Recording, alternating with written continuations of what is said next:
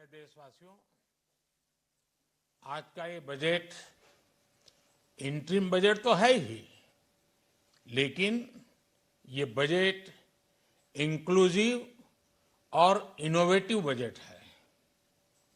इस बजट में कंटिन्यूटी का कॉन्फिडेंस है। ये बजट विकसित भारत के 4 स्तंभ युवा, गरीब, महिला और किसान सभी को एम्पावर करेगा।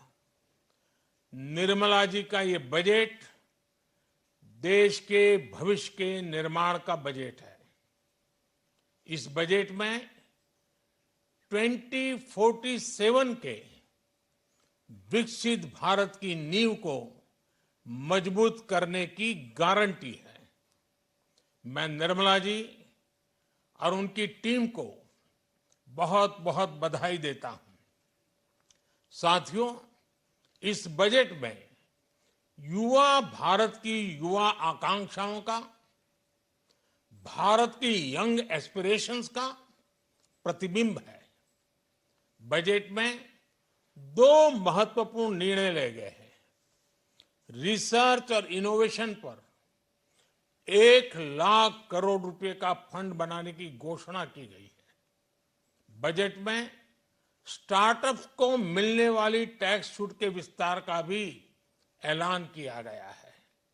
साथियों, इस बजट में फिस्कल डेफिसिट को नियंत्रण में रखते हुए कैपिटल एक्सपेंडिचर को 11,11,111 करोड़ रुपए की ऐतिहासिक ऊंचाई दी गई है।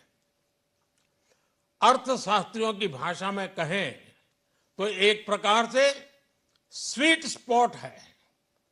इससे भारत में 21वीं सदी के आधुनिक इंफ्रास्ट्रक्चर के निर्माण के साथ ही युवाओं के लिए अनगिनत रोजगार के नए अवसर तैयार होंगे।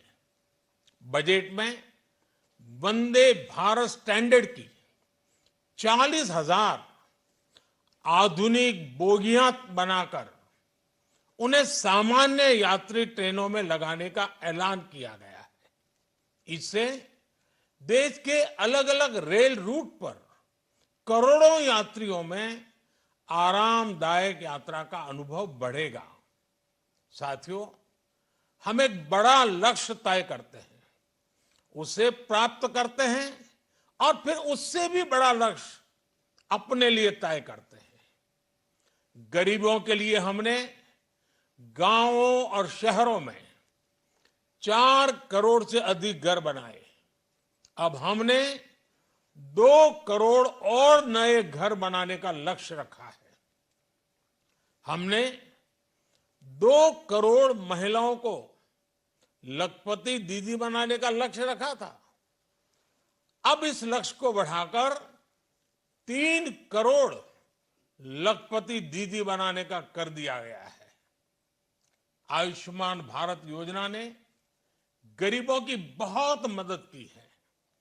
अब आंगनवाड़ी और आशा वर्कर, उन सबको इस योजना का लाभ मिलेगा।